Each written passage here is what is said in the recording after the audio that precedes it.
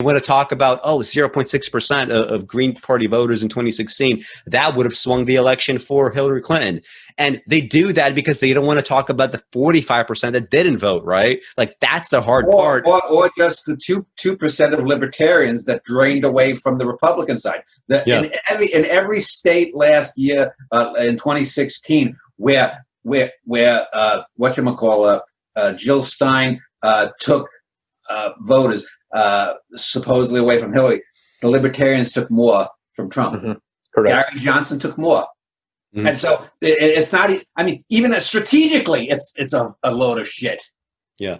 Yeah, there's no strategy there. Like if like that, this is the thing. If we had an Obama type president every year since Carter, I agree, would have a very different country. But A, that's not possible, and B, your voting strategy in a two-party system assumes that you win 100% of the time, and that's how you make progress. It's insane, but that's literally what they're assuming. That's what they have to assume. But Obama, I mean, I regret my 2 votes for Obama. I really do, because would we really be that different?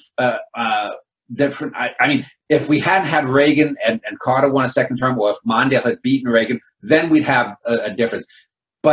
But even Obama has said he's basically a Republican. And this is a guy, I call him the nicest mass murderer in world history. This is a guy with his drone strikes has killed at minimum a few thousand people. Now you can say, well, it's only a few thousand people. You know, little Omar and Abdul and their sister were killed in something. Big fucking deal. He wasn't Attila the Hun. He wasn't Genghis Khan. He wasn't Joe Stalin or Mao Zedong.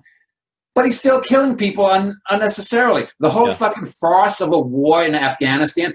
I mean, look at fucking the whole what is it? The Islamic State that arose out of the disaster of Iraq, and we keep electing them. The first thing they do is try to destroy things. There was an interesting article I saw online. I forget which site that said they showed COVID-19. Countries run by women have the best response to COVID-19, the lowest death rates. Countries run by men, whether it's Italy, whether it's Sweden, whether it's the U.S., China, and a few other disasters. And it's all because of this fucking dick wave. And I'm not saying that women, that Angela Merkel is the solution to all. But there's something fucking wrong with the whole presidency mindset. When you got a guy, Obama should have had more empathy. He could have signed card check for the unions. He could have, with one swipe of the pen, closed Guantanamo Bay. And he could have put more strictures on the Wall Street bailout for them to pay it back. He did none of that. He's just another whore. They are all these fucking whores for these corporations. And I said it before, the biggest existential threat to humanity is corporations. It's because corporations are behind Islamic extremism. They're behind the drug trade. They're behind global warming, or Exxon Mobil and all these. They still want to fucking frack.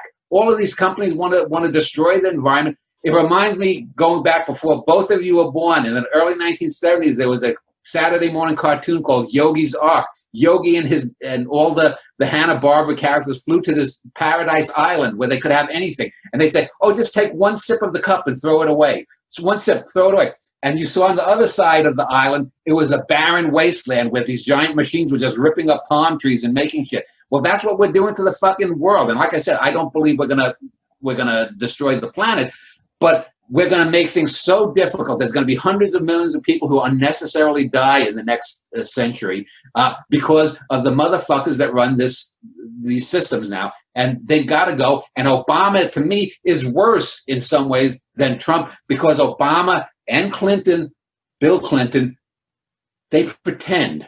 Trump, in a certain sense, he doesn't give a fuck. And if you look at the Republicans, Mitch McConnell, Lindsey Graham, all of them, they don't give a fuck. They're like, fuck you, we're taking it. And the Democrats under FDR, the Democrats under LBJ, do you think that fucking Donald Trump could stand up to Lyndon Baines Johnson? Johnson would have eaten and spit out that piece of shit like that. But there are no Democrats with balls like that. You're not going to see AOC taking on Trump. Sorry.